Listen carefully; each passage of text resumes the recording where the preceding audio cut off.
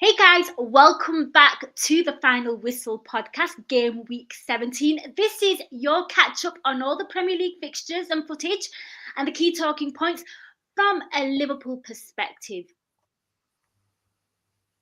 It looks like we won't be streaming on Facebook. It is what it is. Look at us live streaming. So let's crack on with this. From a Liverpool perspective, and it's looking good as a Liverpool supporter, isn't it, Ben? It's been a good weekend of football. Yeah, it has on the whole. Almost perfect, almost perfect. It has, right. We've got to start with the main guys. Slotsmen hitting Spurs for 6. Talk to me about this one. It was like full on gung ho attack from minute 1, in my opinion. Yeah, it was one of those. I think everyone was expecting kind of a crazy game. I don't think anyone thought maybe 6-3, but yeah, I think the scoreline kind of is a bit generous to them as well. I think people look at that and think, oh, Liverpool were a bit leaky, which we were kind of, but I think all the defenders even had a good game. So it's a strange kind of game to even analyse, but in the end, Liverpool's quality and their attacking depth really showed. And yeah, it was an amazing game of football, and thankfully we were on the right side of it. Absolutely. And, I'm so glad you kind of mentioned the goals because I do feel like it is somewhat deceptive, the goals that they scored. I was absolutely disgusted. I was like, when they got one, I was like, they didn't deserve that one. Second one, they didn't deserve, it was more like the second goal just literally felt to me, Ben, it was like their second shot on goal, and this, it just felt like it came from nothing. So we're going to focus on the positives. Liverpool are on top of the league. Liverpool absolutely got some vengeance from last season because we all know what happened there. It was quite a bitter pill to swallow. Who really impressed you? Because there were so many standout performers when, in an attacking sense.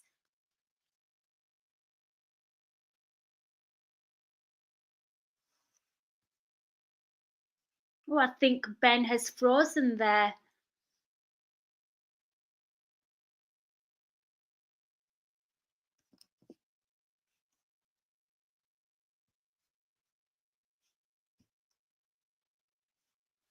Well, it looks like it's just me for now. So you know what? Let me get into it. Hopefully we do get them back. I was really, really impressed with the midfield. I thought the combination of Szoboszlai, McAllister and Gravenberch worked so hard. They completely nullified, the attack of Tottenham. I also felt like, the whole creativity, we just really, really shut it down. We've got a comment here from Umer. I'll show it. Great win, sad to concede 3 goals. Yeah, we've touched on that as well, Umer. It was a bit of a nightmare, but it was just great to see the 2 midfielders getting the goals. And you left me solo, Ben. I had to do it by myself. I have no clue what happened. I didn't press anything. It's I think it was okay. just the Wi-Fi. This is the beauty of live streaming, but it's great to have you back. Ben, I wanted to ask you who impressed you. I was just talking about the midfield there because I felt like they completely snuffed out the whole attacking sense of Spurs. I just felt like they were on the front foot, and it was so great to see McAllister and Szoboszlai both get a goal. But I'm back to you now. Yeah. The vulnerabilities were there for everyone to see, and if there's anyone you don't want to show that against, it's Liverpool, because sometimes the question has been about getting those midfield goals and kind of getting them involved. Everyone was just singing from the same hymn sheet today, and it was like men against boys in the end. And I know I said before that the 3 goals that we conceded made the scoreline look a lot more generous, but yeah, they couldn't get near us. We should have scored way more as well. But, we can't be too picky and complain about that. And I mean, Salah, I think it's 15 goals and 11 assists in the Premier League now. So absolutely mental. And when you've got players like him and Diaz playing the way they did today, you're not going to get anywhere near them. Breaking Little's record as well now, creeping up that all-time goal score. And I think Anfield Index put out a stat as well that Mo Salah is the only player to hit like 10 goals and 10 assists before Christmas or something. There is a holy Mo Salah stat anyway. So whatever you say about Mo Salah, to the point now, I'm pretty much believing it. Yeah, it was that. It was he's the first player in history to get 10 goals and 10 assists before Christmas, and I'm pretty sure he's the first player to get 10 goals and 10 assists at least in 4 consecutive seasons as well. So absolutely scary stuff. scary stuff indeed. I mean, what did you make of because we always talk about Mo Salah, and I thought Luis Diaz was on it today. He was really on it, and it was great to see him get a couple of goals. But I was really impressed with Szoboszlai today. I just felt like he was really in the thick of everything. We always praise him for his off-ball, positional play, but him on ball, it was just. Yeah, anyone who kind of questions his importance today is like the prime example of why he starts him every single week. And like you say, the quality on the ball was there today. I mean, he gets the goal.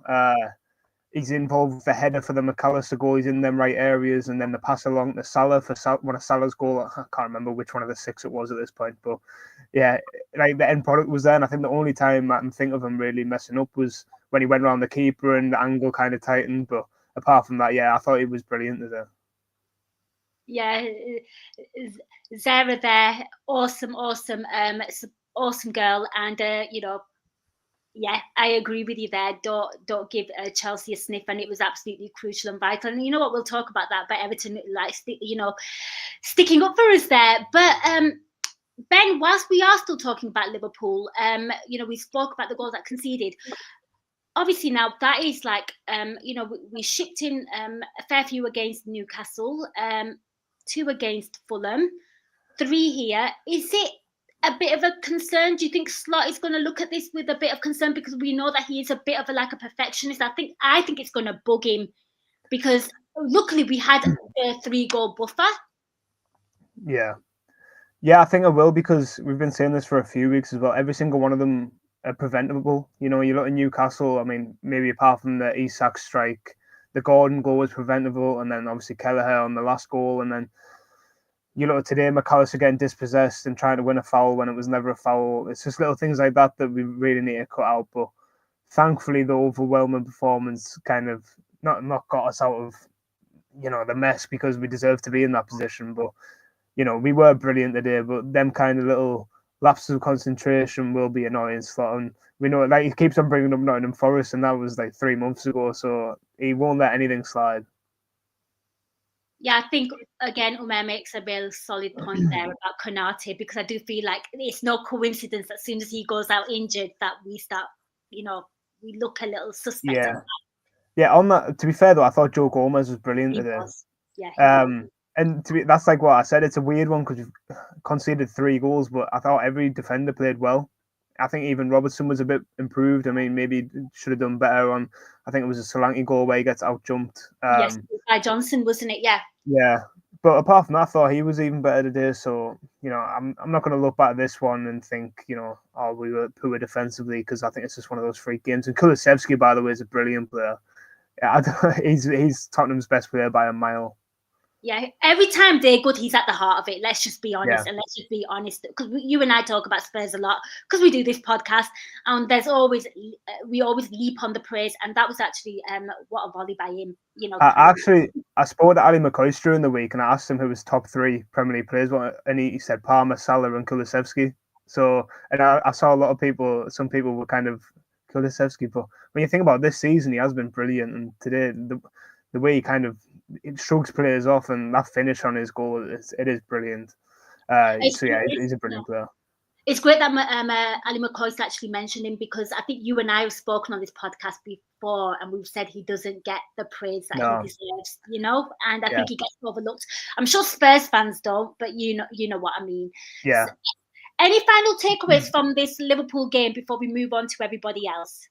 Probably just on a Spurs. Did you see Ange during the week saying, are you not entertained and all that stuff? And this has kind of been a bug on mine all season, where I just can't see how a club that wants to win trophies and be up there can have that kind of mentality. I was saying to my dad earlier, if a West Ham manager came out and said that, then maybe fair enough. But you're Tottenham, you've got to try and win games, not just entertain people. And at the end of the day, the only teams that are being entertained are the teams that are coming away with 3 points every week. So it makes no difference. We're the ones entertained, not them. So I think he needs to really, I know he's not going to change his principles, but they're not going to get anywhere with the way they play. Yeah, it's actually and entertainment is like a consistent thing as well. It can't be like one week you're phenomenal and then the next week you absolutely get your pants pulled down, because Yeah, that's just like a bit of a, a bit of a topsy-turvy, erratic kind of, I think when we won the league under Jurgen Klopp, that was, are you not entertained? Like that yeah. Like actually was, we won it at Cantor. We were just hammering everyone. I don't know why people kind of nowadays think you can't do both at the same time. I mean, you know, Tottenham spend just as much money as Liverpool, and like you look at the style of play and the success that we have, and then you're seeing it with Arsenal now. That the past few years, Arsenal have been really good to watch, and now Arteta's kind of changed to kind of play this negative style of football to bring success, and it's not working either. So there is a world where you can have both, but I think teams are too afraid to kind of have both, and I wouldn't be accepting for it if I was a Tottenham fan, to be honest.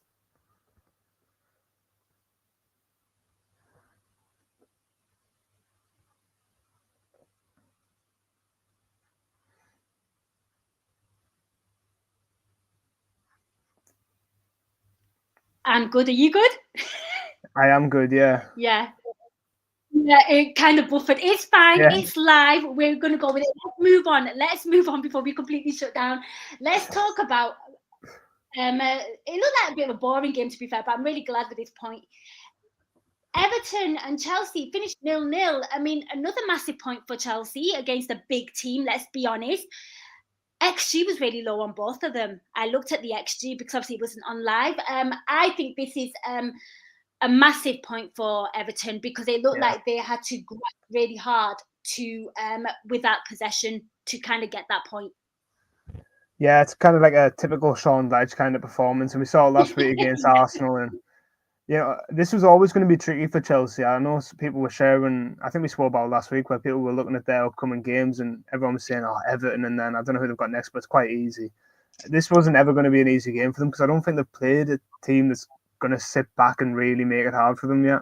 And that's what Everton did, and they couldn't break them down. And to be honest, I thought Sanchez looked like Chelsea's best player. I know people have been kind of criticising the goalkeeper, but some of the saves he made were actually quite good. So, maybe they're kind of looking at that and maybe saying that they're happy with a point would be a bit of a stretch. But Everton had a few chances, so yeah, I think a draw looked about a fair result, to be fair.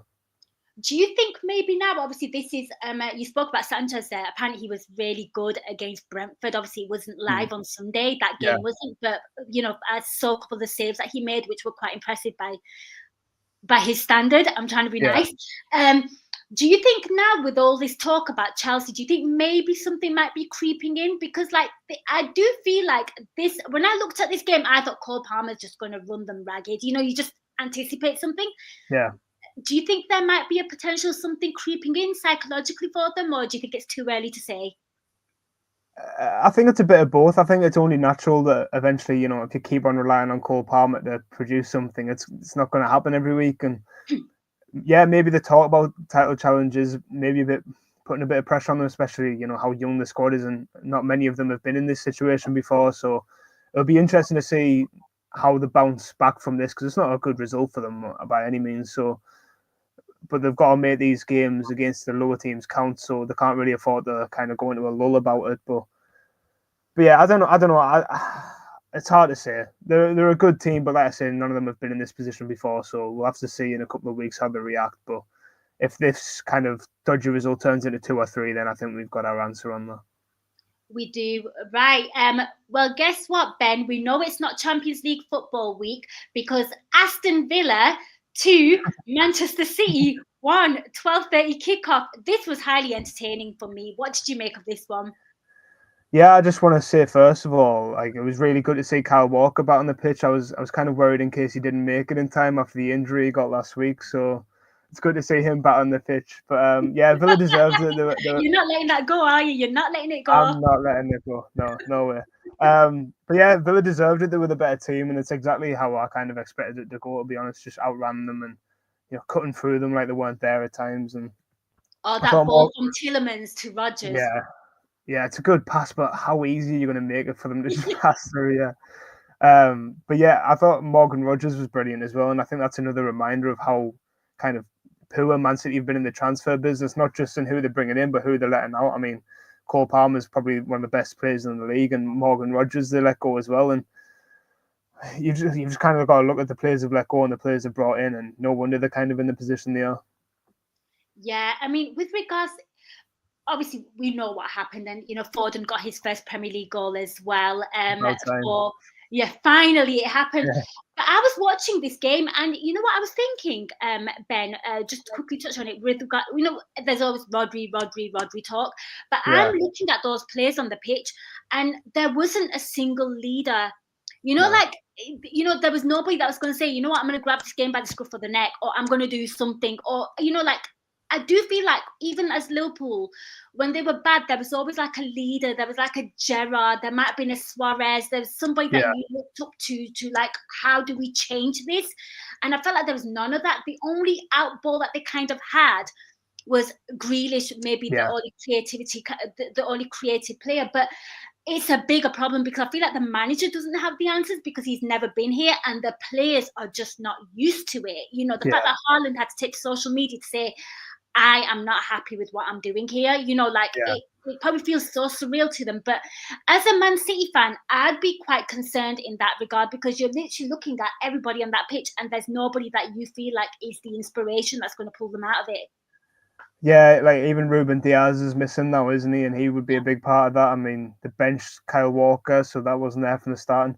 I think the annoying thing for Man City fans will be is, Foden's not a kid anymore. He should be that guy who is. I know he scores, but he should be doing more. And Grealish for 100 million. I know Grealish probably was their biggest threat going forward, but even with all these injuries, they've still got the quality for someone to just really grab hold of the game. But they just don't seem, maybe not willing to, but kind of they just don't seem up for it, and it's really worrying. And Guardiola, he's under a lot of pressure, but he's not really helping either with how kind of low and kind of exhausted he's looking. He's hardly the most inspirational character on the sideline at the minute. Yeah, it is quite funny to watch. Yeah. I shouldn't laugh, but he does look like a defeated man, like constantly. But I like the fact that you mentioned Foden then, he's not a kid, and it kind of brought back flashback memories to, remember Jesse Lingard, and was like, oh, he's just a kid, and he was like 27 years old. He's like, like, no, you can't do that. They were doing it with Rashford until about a week ago, until he has to leave as well. I'll be 1 second. Sorry, live streaming, everyone.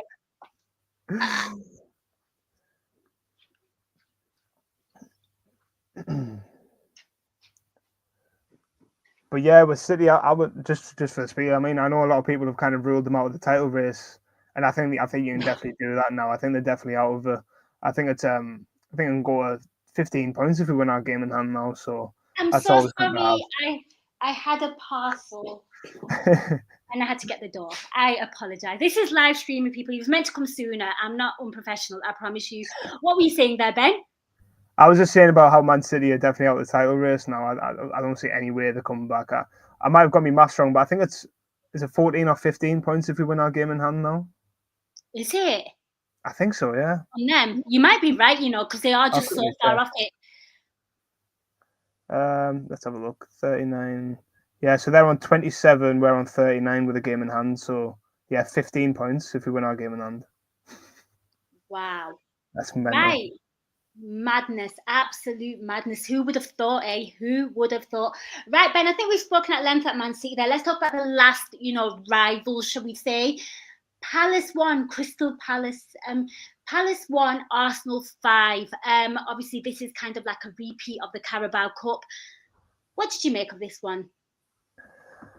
I don't know. I think it's a frustrating one for Palace, but I didn't think the game was a 5-1 game. I think Arsenal were very clinical, and you've got Martinelli just tapping the ball home from. It was kind of a bit of a freak game, and yeah. I mean, I don't know who's kidnapped Gabriel Jesus, but that is not the Gabriel Jesus that's been there for the past year. I don't know where that's come from. I think that's 5 goals in the past 5 days or something for him. So, it's a good result. It pains us to say it. It's a very good result, but I don't think it was a 5-1 game. And it'll be interesting to see. Saka went off, so I'm not sure how long he's actually going to be out for, but it'll be interesting to see how they deal with that.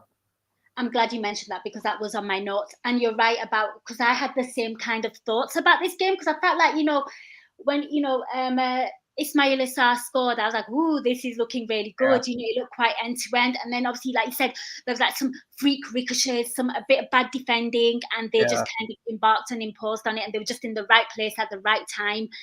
And it's just one of those, isn't it? And it is a fantastic result for them, given everything. But yeah, I don't think Palace. I think the manager spoke about it. I heard him on match day, and he just goes, "We just made some really bad defensive errors, and like it happens." But I do feel like this isn't a blemish on Palace at all. No. I feel like they are kind of growing. So yeah, watch this space with them. Right, we've spoken about all the competitors. Ben, where should we go next? We'll do United. We've touched on them a little bit, so we'll stick the boot in, I guess. Yeah, well, it finished 3-0 at Old Trafford. Oh my word! What? I mean, again, conceding from a set piece, giving away a stupid penalty. Mazraoui as well, one of their best players. I obviously wasn't live. I kind of saw a little bit of the highlights. I saw some of the stats as well. It was absolute madness because it looked like United had a lot of chances and had a lot of, the XG was high, but, defensive fragility, shall we say. Yeah, they're just so weak at the back, and we've been saying it for so long. And I mean, Onana's absolutely comedy goal, by the way. I don't know if you saw. I don't know if you saw the bit where Evan Nilsson kind of bicycle kicks it from the edge of the box, and it's the most simple save you'll ever see, and he like spills it and comes running out after it, and it's like watching a kid in school. Honestly, they're just Amarim must be really maybe not regretting, because obviously managing Man United's a big deal, and very few managers would turn it down, even though how bad they've been. But he must be thinking that, like, I didn't expect it to be like this. But Bournemouth were brilliant as well. We've been saying it all season. Bournemouth are a really good team, and they deserved it in the end. They were just more clinical and, again, wanted it more, it seemed, and that's just not a good look at all. It's not a good look. And you know what? I'm going to say something on the side note. I'm not having a pot shot at any Man United fan. My mother's one. I know loads, but they can be a bit overbearing. But that is, I feel like it serves Sir Jim Radcliffe. We've all heard the news that he's been cutting bonuses for stewards and things. Well, enjoy that. That's for you. Yeah. Just for you. Absolutely despicable. And side note on Bournemouth, they are fifth now, ahead of Aston Villa and Man City. So again, quietly getting on with things. Right, we've spoken about Man United there. I don't think things are going to improve for them. Yeah, we agree. We definitely agree. But it's not our problem. It's a him problem, and it's a them problem. Where should we go next? Let's go with. We'll do Leicester Wolves from earlier today. Ooh, this is actually a big game, isn't it? Given the fact that where both teams are, it's almost like a relegation battle from the bottom. And of course, Wolves have a new manager, new bounce. It finished 3-0 to Wolves. What did you make of this one?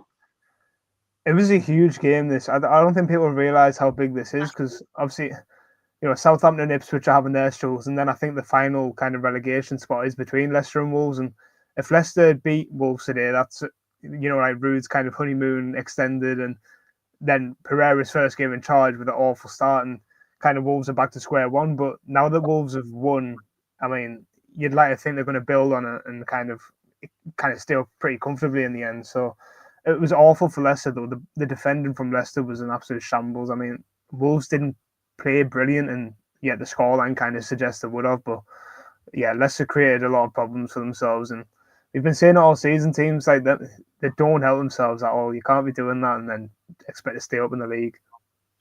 Another thing that kind of I found alarming about this was that the new Wolves manager went for Sarr. That was his goalkeeper. So you instantly notice different things. And you spoke about bad defending. We always speak about Leicester's bad defending, don't we? And we always speak about Wolves' bad defending. I was so alarmed that Wolves kept a clean sheet. That is massive. And you're right. This was such a big game, and I think a draw wouldn't have benefited either or. These are huge 3 points for Wolves. Be interesting to see how the bottom of the table pans out. But you're right. I do think it's between them two. I'm going to pick the next one because I think it just makes sense. Fulham 0, Southampton 0. I mean, they got absolutely drummed by Spurs, and of course their manager got sacked as well. We missed the sacking, but it happened. I think this is a massive, massive point for Saints again. Not only that, the XG was really low for them, as we expect. They also had one shot on target, but the fact that they didn't have the defensive fragilities, which would have cost them, which usually costs them, for them to get that point, for me, is big. And I think Fulham would be quite disappointed with that. Yeah, they will, and I agree with you. I think it's a big point for Southampton. I mean, I know it still leaves them. I think it's 6 points behind even Ipswich and Wolves. I think it is, but it's still a big point ahead of the new manager coming in. It's the last thing they wanted was to get smashed today. Sorry, and the Fulham were missing a few players. To be fair, I think Smith Rowe was missing and Pereira was missing, but yeah, I think it'll be frustrating for Fulham, but it was a pretty poor game of football, to be honest, like all in all. So I think a draw is probably fair. I'm not being judgy, but when you saw all the 2 o'clock kickoffs, and I was like, you went for this one, really, Sky? Yeah. No disrespect to obviously Southampton or Fulham fans, but I was like, yeah, if I've got other stuff to do, I'm gonna do other stuff than sit down and Yeah, watch. yeah. It was one of those. Right, Ben, we have 3 games left. You're in charge of where we go.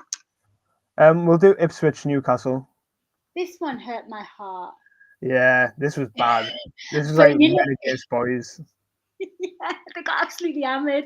Absolutely hammered. I mean, they're still searching for their first Premier League home win, which is a bit concerning now because we literally past Christmas. We will be past Christmas when they Yeah. play next. And it's just not happened for them. But what did you make of this? I mean, Isak, getting a hat trick, his first hat trick of the Premier League for Newcastle as well, I believe.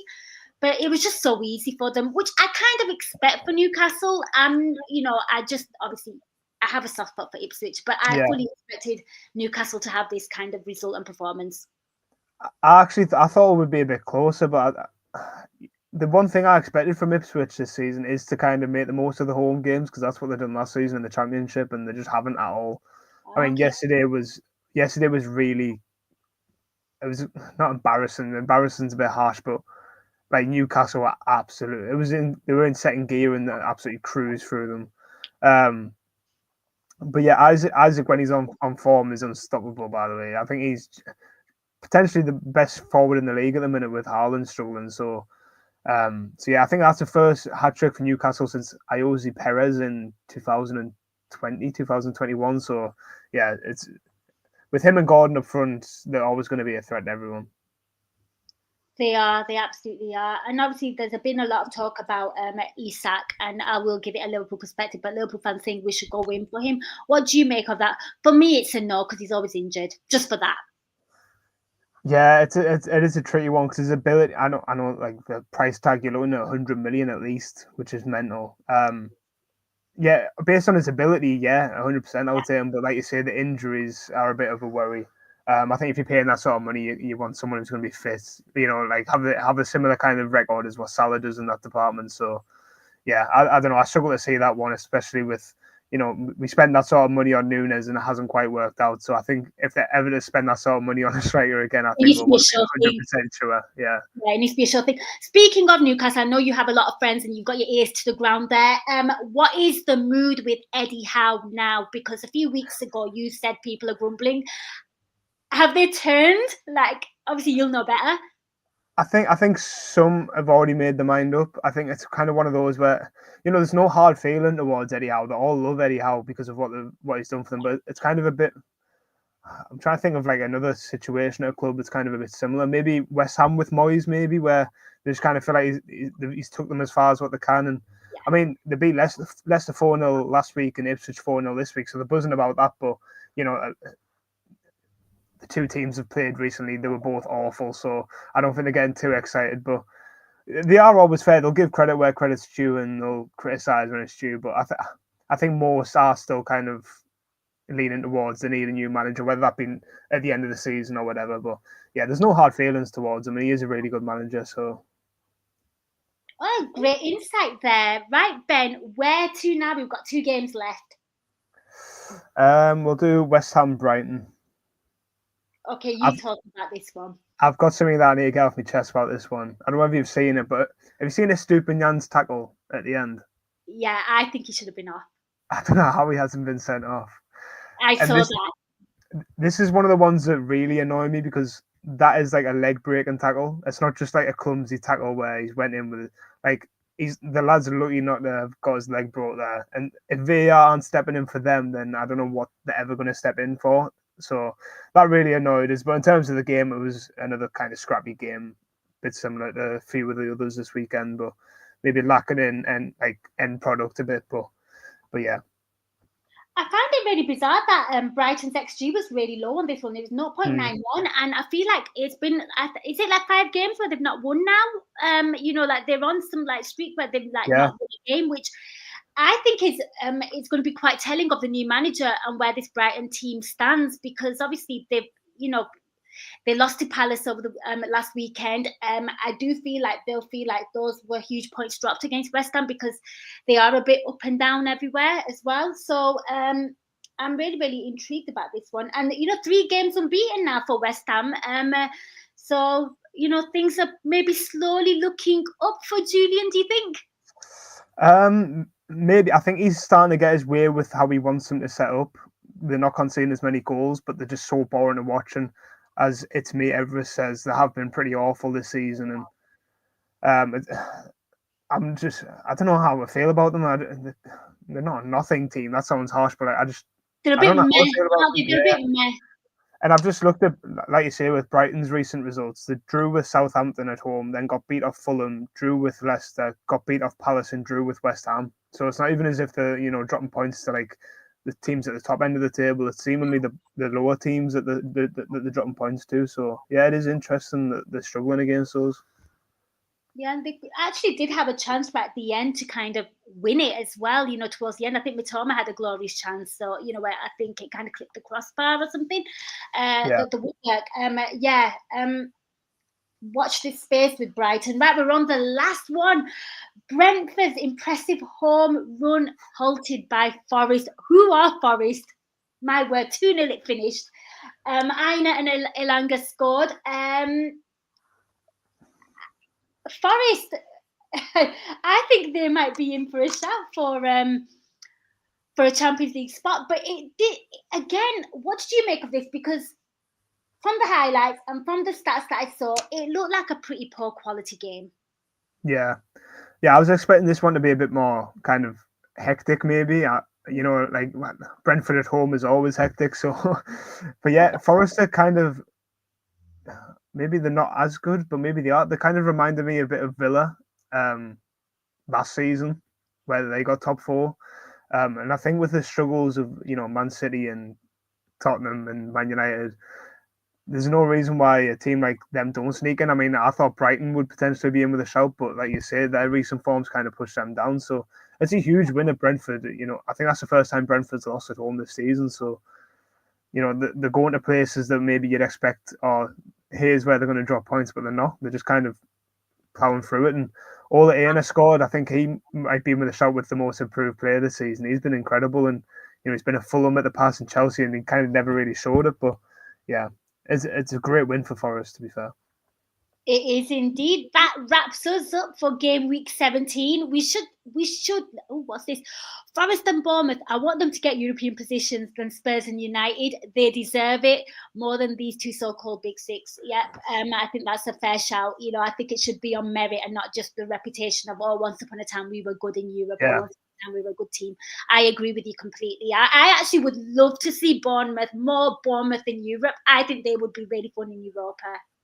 Yeah, it's something that we've been saying all season, though. Everyone's beating everyone. And I know people for so long have been saying, the big 6 are kind of so far ahead of everyone, but that's not the case anymore. Like, the past couple of seasons have proved it with Newcastle and Villa getting Champions League, and now we're seeing it again this season. It just makes the league so much more exciting. And I think sometimes the phrase Premier League's the best league in the world gets thrown around a bit too loosely, but I think this season's really proven it, to be fair. I second you on that. This season, it has lived up to that. Anybody can literally beat anyone. And I think Man City just completely going down a few gears has really helped the league massively. Yeah. I think it's great for football just in general, if I'm being absolutely brutally honest. And I'm just talking about football there, nothing about, fair play or anything. We're just sticking to it. It's great that they are very much off the boil. Right, Ben, you and I will not be back for Boxing Day because you're away and I'm on the graveyard shift on Anfield Index. But before I let you go, anything you kind of want to get off your chest? anything you want to share with the listeners? I don't know. I'm in a good mood today. I'm in a good mood, so I haven't got too much to complain about. I think that's just because we've just watched Liverpool win. Maybe there's probably a recurring theme that whenever Liverpool win at half-4, I'm happier on these shows. So. I mean, we wouldn't know any different because you always look upbeat. You always give us great analysis. You know, you are like the good cop, and I'm like the bad cop. So I think you hold yourself really well on this one, Ben. Where can people find you on social media, and what are you working on? Yeah, so Ben Prescott Journal on Twitter, you'll find all my work on there, whether it's for Anfield Index or APL Index. So yeah, just keep an eye out on that. And even throughout Christmas and New Year, there'll be stuff on that. So just keep an eye out. Wonderful stuff. Do give Ben a follow and do check out his content. I'm just going to be busy on AI. I don't know how many pods I'll be doing. But guys, thank you so much for joining us live. Thank you so much for listening. And we will catch you soon. And just have a wonderful, blessed time. Thank you.